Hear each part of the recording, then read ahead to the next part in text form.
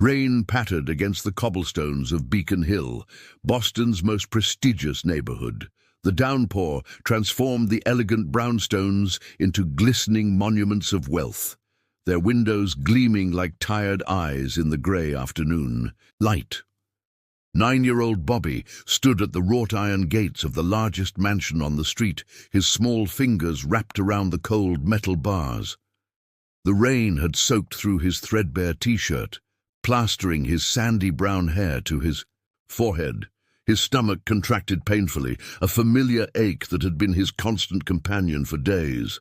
Inside the mansion, Edward Peterson sat motionless in his leather armchair, a crystal tumbler of untouched bourbon resting on the mahogany side table. The room was shrouded in shadows, heavy curtains drawn against the afternoon light. In his hands, he clutched a silver-framed photograph. The smiling boy in the image, his son, Timothy, had been gone for exactly 3 weeks. The cancer had taken him quickly in the end, despite the millions Edward had spent on experimental treatments. This morning, for the first time since the funeral, Edward had fallen to his knees in his private study. "God," he had whispered, his voice hoarse with grief, "if you're still there, give me a sign. Anything. I'm drowning here." The doorbell's chime sliced through the silence, echoing through the cavernous halls. Edward ignored it. The sound came again, more insistent this time. With a heavy sigh, he placed the photograph face down and moved to the security monitor near the door. On the screen, a small, drenched figure stood shivering at the gate. "Please." The boy's voice crackled through the intercom. "I'm really hungry. I haven't eaten since yesterday." Edward's finger hovered over the button to dismiss the child. Something in the boy's eyes, a quiet dignity despite his desperate circumstances, made Edward hesitate. "Where are your parents?" he asked gruffly. "Don't have any, sir, not anymore." A strange sensation stirred in Edward's chest. Against his better judgment, he pressed the button to open the gate. Eleanor Peterson stood at the top of the grand staircase, her silk robe hanging loosely from her once elegant frame. Cancer had whittled her body to fragile angles, but her eyes remained alert and compassionate. "Who was at the door, Edward?" she called down softly. "A boy," Edward replied, leading the dripping child into the foyer. "He says he's hungry." Eleanor descended the stairs with careful steps, her hand gripping the banister for support. When she reached Bobby, she didn't recoil from his dirty clothes or unwashed smell. Instead, she knelt down, wincing slightly from the pain in her joints, and smiled. "When did you last have a proper meal, sweetheart?" Bobby's hollow eyes darted between the two adults. "Don't remember, Mom?" "Well, that won't do at all," Eleanor said, rising slowly. "Come to the kitchen. We'll fix that right away." That night, as rain continued to lash against the windows, Bobby slept in a bed for the first time in months. The clean sheets felt foreign against his skin, the softness of the mattress almost uncomfortable after so many nights on concrete and cardboard. In separate rooms, Edward and Eleanor lay awake, each feeling the strange new presence in their home, like a current of electricity running through previously dead wires. If you are enjoying the story, type 5 in the comments and subscribe for more videos like this. If not, type 0. It helps me create even better content for you. Continuing, the morning brought watery sunshine and awkward silences. Bobby ate his breakfast with the careful precision of someone accustomed to making food last. Edward watched him from behind his newspaper, noticing how the boy's eyes kept returning to the doorway, as if expecting to be thrown out at any moment. "What's your name, boy?" Edward asked abruptly. "Robert, sir, but everyone calls me Bobby." "And where exactly are you from, Bobby?" The boy placed his fork down with deliberate care. "All over, I guess. Been on my own since my mom died last winter. Foster care didn't work out." "Edward," Eleanor interjected gently, "Bobby can stay in the guest room while we figure things out." Her eyes held a warning. "Don't press too hard, too fast." Edward frowned but nodded curtly. Fine, but he needs clean clothes and a proper bath. And someone should inform the authorities. No! Bobby's sudden outburst startled them both. Please don't call anyone. They'll just put me back in the system. I can work for my keep. I can clean or garden or anything you need. Eleanor placed her thin hand over Bobby's. Let's just take one day at a time, shall we? As days turned into a week, Bobby's presence created ripples throughout the mansion. Martha, the housekeeper who had served the Petersons for 20 years, watched the boy with undisguised suspicion. Her nephew, Tony, who sometimes helped with the gardening, sneered whenever Bobby attempted to assist with chores. "Don't get too comfortable, street rat," Tony hissed one afternoon when they were alone in the garden. "They're just feeling sorry for you because their real kid died." Bobby said nothing, but the words burrowed deep. That night he overheard Edward and Eleanor arguing in hushed tones. "He's not Timothy, Eleanor," Edward said, his voice strained. "Taking in some stray won't bring our son back."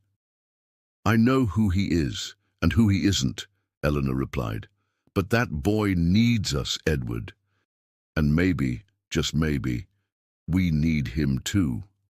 Bobby crept back to his room, a hollow feeling expanding in his chest. He was an intruder here, a replacement that would never quite fit. Yet each time he considered slipping away in the night, Eleanor's gentle smile or the simple luxury of a full stomach kept him tethered to this borrowed life. Will Bobby find acceptance in this house of grief, or will suspicion and resentment drive him back to the streets? The answer may surprise you. Martha's disapproval grew more pointed with each passing day. She accidentally knocked over Bobby's glass at dinner, leaving a stain on the expensive tablecloth. "Such clumsy hands," she remarked, her eyes cold. "Not suited for fine things." Edward noticed but said nothing, his face an unreadable mask.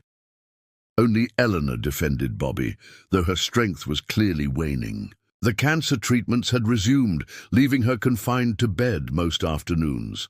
During these quiet hours, Bobby would sit beside her, reading from her favorite books or simply keeping her company. "You remind me of Timothy," Eleanor confessed. "One rainy afternoon, not in looks, but in spirit, he had your kindness." Bobby stared at his hands. "Mr. Peterson doesn't think so." "Edward is still lost in his grief," Eleanor sighed. "Give him time." Time, however, seemed to be working against them. Eleanor grew weaker, Edward more distant, and Martha's hostility spread like a slow poison. Then came the day when Edward's great-grandfather's pocket watch, a family heirloom worth thousands, disappeared from its display case in the study. "It was there yesterday," Martha insisted, her accusing gaze fixed on Bobby. "And now, mysteriously, it's gone. Perhaps we should check the boy's room." Edward's jaw tightened. "That won't be necessary, Martha. I'll handle this." Later that evening, Edward called Bobby into his study. "Did you take the watch, son?" he asked directly. "No, sir, I wouldn't. I promise." Edward studied Bobby's face, searching for truth in those earnest eyes. Something in him wanted to believe the boy, but grief and suspicion formed a toxic mixture in his heart. "If it turns up, there will be no questions asked. But if it doesn't—" The threat hung in the air, unfinished but clear. That night, Bobby lay awake, the weight of implied guilt pressing on his chest. Through the wall, he could hear Eleanor's labored breathing. He had found something like family here, however fragile. The thought of losing it made his throat constrict with panic. Little did Bobby know that across the hall, Tony was carefully wrapping the stolen pocket watch in tissue paper, planning to sell it to a pawn shop downtown. And as dawn broke, Martha was whispering poisonous suspicions into Edward's ear, setting in motion events that would change all their lives forever. A storm was gathering both outside and within the Peterson mansion. The tension was palpable as Edward paced the library, Martha's words echoing in his mind. "The boy is taking advantage of your grief," she had insisted, "using poor Eleanor's sympathies to worm his way into your fortune.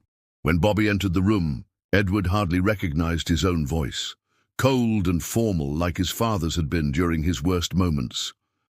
"The watch hasn't appeared," he stated flatly, "and several other small items have gone missing as well." "I didn't take anything," Bobby pleaded, his voice cracking. "I want to believe you," Edward replied, "but the evidence suggests otherwise. I think it's best if you leave." Bobby stood perfectly still, as if turned to stone. "Mrs. Peterson won't forgive you for this," he finally whispered. "Eleanor is very ill," Edward snapped. "She doesn't need the added stress of this situation. I've called social services. They'll be here within the hour." Bobby didn't cry or beg. He simply nodded, then turned to pack his few belongings. In his room, tucked under his pillow, he found an envelope, Eleanor's handwriting on the front. He slipped it into his pocket without opening it, unable to bear whatever goodbye it contained. The social worker who arrived was overworked and detached. She barely glanced at Bobby as she filled out forms, explaining that the foster homes were full and he would likely be placed in a group facility until something opened up. Bobby listened silently, his eyes fixed on the staircase, hoping Eleanor might appear to stop this. She didn't, and Edward, after an awkward handshake and a mumbled good luck, retreated to his study without looking back. As the social worker's car pulled away, Bobby slipped from the back seat at a red light, disappearing into the crowded Boston streets. Freedom, even with hunger and uncertainty, seemed better than another failed placement. But freedom in early November, as temperatures dropped and cold rain gave way to sleet, quickly revealed its cruelty. Have you ever felt unfairly judged or known someone who was rejected despite their innocence? Share your experience in the comments below. 3 days passed. Bobby found shelter in the doorway of an abandoned building, his body racked with fever and chills. The envelope from Eleanor remained unopened, a lifeline he couldn't bear to grasp. On the 4th night, as sleet turned to the first snow of the season, Bobby finally relented. With trembling fingers he tore open the envelope. Inside was a brief note in elegant if shaky handwriting. "My dearest Bobby, you are my child in everything that matters. If I leave this world sooner than I hope, know that I loved you as a mother. Whatever happens, come back to us. This is your home now. All my love, Eleanor." Folded within the note was a key, small and golden, with the Peterson family crest. Bobby clutched the key to his chest, tears freezing on his cheeks. Home. The word seemed both miraculous and impossible. Meanwhile, at the Peterson mansion, Edward's world was unraveling. Eleanor, upon learning of Bobby's departure, had fallen into a state of silent despair that seemed to accelerate her decline. "You asked for a sign," she had whispered hoarsely. "God sent one, and you turned him away." Edward had retreated to his study, drinking more than usual, when a thunderous pounding at the front door startled him. Martha answered it, her gasp bringing Edward to the foyer. There stood Tony, bloody and dishevelled, pursued by police officers. "He tried to pawn your grandfather's watch, sir," one officer explained. The pawn shop owner recognized it from the police report. As Tony was led away in handcuffs, the truth crashed down on Edward with devastating clarity. Bobby had been innocent. Martha, seeing his realization, offered stammering excuses before being summarily dismissed from service. Edward spent the night driving through snowbound streets, searching homeless shelters and underpasses for any sign of Bobby. By morning, desperation drove him to places he'd never ventured: soup kitchens, abandoned buildings, makeshift camps under bridges. It was at a small charity clinic that he finally found him, delirious with fever, pneumonia ravaging his small frame. "I'm his father," Edward lied to the harried nurse, his voice breaking. "Please, I need to take him home." The next days blurred into a haze of doctors, antibiotics, and anxious vigils. Eleanor, despite her weakness, refused to leave Bobby's bedside. "You came back to us," she murmured, stroking his forehead. "I had your key," Bobby whispered through cracked lips. "And you'll always have it," she promised. Will Bobby survive his illness? And can Edward truly overcome his grief to open his heart to this boy who arrived on his doorstep like an answered prayer? The stakes have never been higher. Bobby's recovery was slow but steady, much like the cautious rebuilding of trust between him and Edward. December arrived, bringing with it both holiday decorations and a marked improvement in Eleanor's condition. Her oncologist, amazed by her renewed vitality, spoke cautiously of remission. "It's because I have something to live for again," Eleanor confided to Edward one evening as they watched Bobby sleeping peacefully. "He saved us, Edward, as much as we saved him." Edward, humbled by his mistakes and moved by his wife's forgiveness, began the legal process to become Bobby's guardian. The paperwork was complex, the interviews exhaustive, but Edward approached each step with the same determination that had built his business empire. Then, just as their new family seemed on solid ground, another earthquake struck. A woman appeared at their door, thin, nervous, with Bobby's same hazel eyes. "My name is Susan Williams," she stuttered. "I believe you have my son." The DNA test confirmed her claim. Bobby was indeed Robert Williams, Jr., who had been reported missing over a year ago after running away from an abusive stepfather. Susan, having finally escaped the relationship herself, had been searching for her son ever since. Edward and Eleanor were devastated, but determined to handle the situation with grace. They invited Susan to stay in their guest house while the courts determined next steps, allowing her to reconnect with Bobby while ensuring the boy's routine remained stable. Bobby himself was torn between joy at his mother's reappearance and terror at losing his place with the Petersons. "I don't want to choose," he confessed to Eleanor one night, tears streaming down his face. "Love isn't about choosing, sweetheart," Eleanor replied, though her own heart was breaking. "Sometimes it's about finding room for everyone." The court date loomed like a storm on the horizon. Edward hired the best family law attorney in Boston, though he privately acknowledged that biological ties would likely prevail. The night before the hearing, he sat alone in his study, staring at Timothy's photograph. "I tried, son," he whispered. "I tried to open my heart again." A small noise made him look up. Bobby stood in the doorway, clutching a piece of paper. "I wrote something," he said hesitantly, "for the judge tomorrow." Edward nodded, unable to speak past the lump in his throat. "It says that I love my mom, and I'm glad she's okay now," Bobby continued, his voice growing stronger. "But it also says that I choose to stay here with you and Mrs. Peterson, because you're my family too."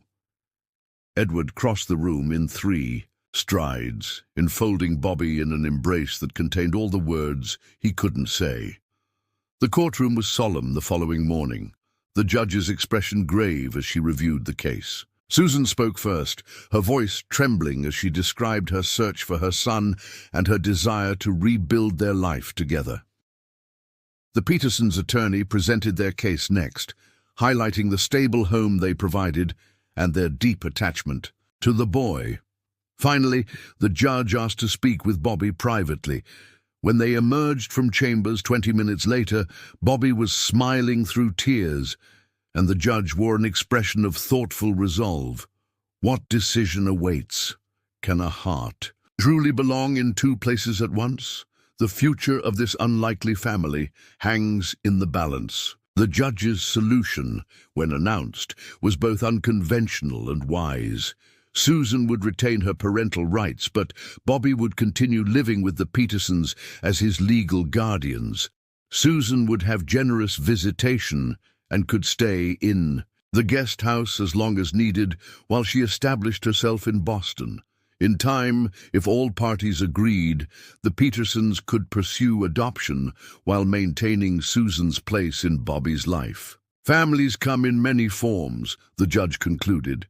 This child has enough love for all of you, and clearly you all have enough love for him.